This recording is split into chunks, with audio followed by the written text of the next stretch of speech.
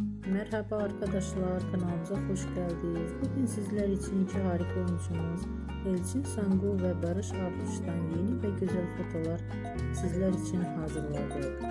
Barış Arduç dinle sevgili Benim için Üzülme, Kiralık Aşk dizisinde rol almış ve herkes tarafından çok beğenilmiş.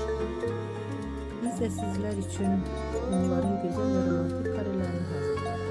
Bu videoların devamlı gelmesini istiyorsanız da kanalımıza